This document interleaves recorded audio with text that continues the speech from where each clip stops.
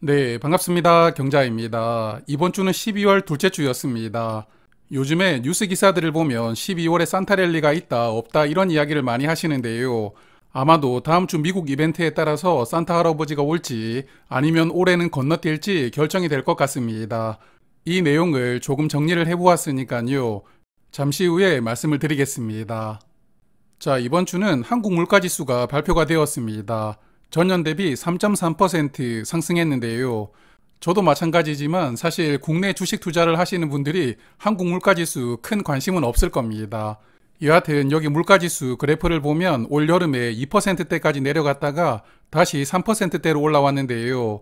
그래도 최근에 기름값이 조금 안정화되면서 저번 달보다는 물가지수가 그래도 많이 안정화되었습니다. 자, 그리고 서두에서 말씀을 드렸던 다음 주 이벤트를 정리를 해보았는데요. 일단 다음 주 화요일 10시 30분에 미국 CPI 지수가 발표가 됩니다. 직전 데이터가 3.2%였는데 혹시 3% 이하로 떨어진다면 그날 축제의 장이 열릴 수 있다고 생각을 하고요. 그리고 다음 날에는 생산자 물가 지수인 PPI 지수가 발표가 되는데요. 전날에 CPI 지수가 먼저 발표가 되니까 PPI 지수는 그래도 관심도가 조금 내려갈 것 같습니다. 여하튼 이런 물가지수가 발표되고 난 다음에 14일 목요일 새벽 4시에 미국 기준금리가 발표가 되는데요. 이번이 올해 마지막 금리 발표입니다.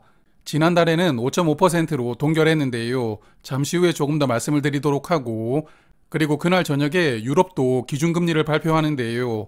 JR 글로벌리츠처럼 유럽 관련된 주식에 투자를 하시는 분들은 유럽 금리도 많은 관심이 있으실 텐데요. 여하튼 목요일 10시 15분에 발표가 됩니다. 지난달에 유로존 기준금리는 4.5%였습니다.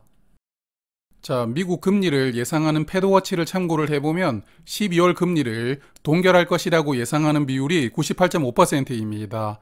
그러므로 100명 중에 98명은 동결한다고 예상을 하고 있고요. 2명 정도는 오히려 인하할 것이라고 전망을 하고 있는데요. 여하튼 금리 인상을 예상하는 비율은 없는 상황입니다. 자, 그래서 이번 달 미국 금리도 아마 저번 달과 동일하게 동결될 가능성이 높은데요. 하지만 할아버지 멘트가 정말 중요하죠. 지금 미국도 금리를 조기에 인하할 수 있다는 기대감이 엄청나게 부풀어져 있거든요. 그래서 할아버지가 아마 일침을 놓는 발언을 할 것 같은데 할아버지 말씀의 강도가 얼마나 셀지 그게 관건일 것 같습니다. 여하튼 미국은 내년 3월에는 금리를 25bp 인하할 것이라는 전망이 절반을 넘어서고 있습니다. 그러므로 현재 전망은 빠르면 내년 3월부터는 금리 인하가 시작될 수 있을 것이다. 이렇게 전망하는 분들이 많은 것인데요. 여하튼 할아버지 발언에 따라서 이런 전망은 또 달라질 수 있으니까요. 제가 계속 관찰을 해보면서 한 번씩 경자일기에서 말씀을 드리도록 하겠습니다. 자, 그리고 코스피는 이번 주도 저번 주와 거의 동일하게 마감이 되었는데요. 2517포인트로 마감을 하였습니다.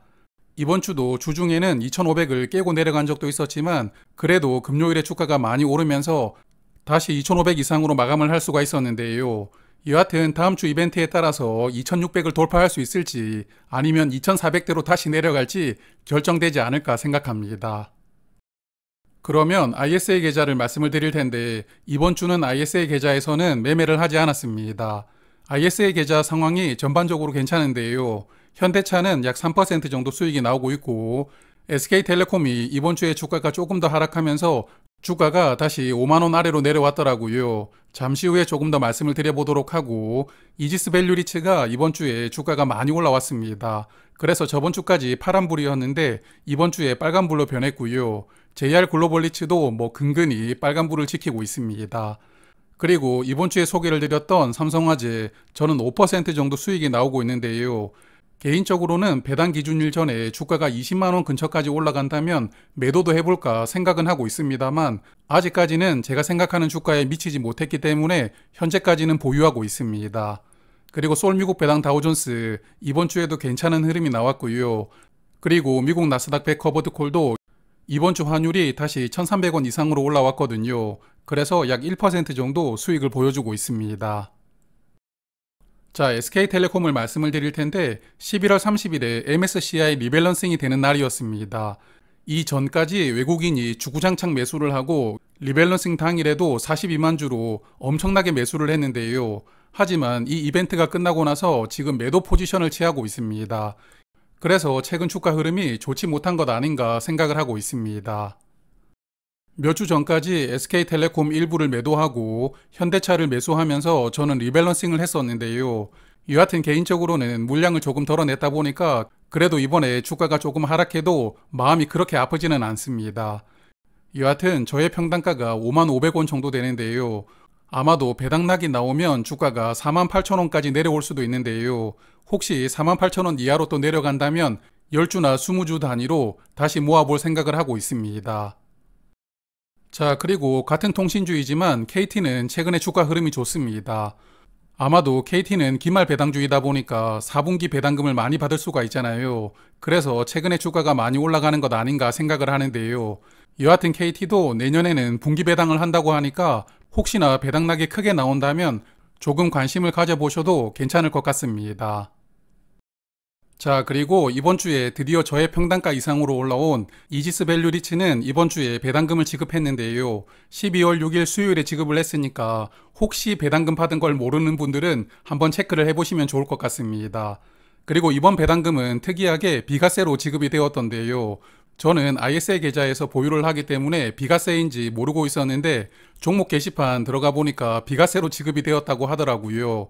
그래서 혹시나 이 종목을 일반 계좌에서 투자를 하시는 분들은 세금 없이 배당금을 받았으니까요. 기쁨이 2배였지 않았을까 생각합니다.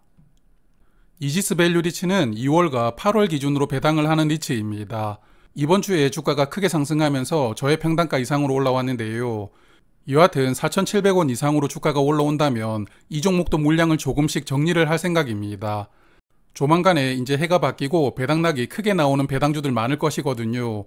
그래서 개인적으로 내년에 ISA 계좌에 돈을 추가로 투입을 하겠지만 기존 종목들도 조금 정리를 해두었다가 내년에 나올 배당락을 대비해서 개인적으로는 현금을 조금 보유를 해둬야 되는 시기가 아닌가 그렇게 생각을 합니다.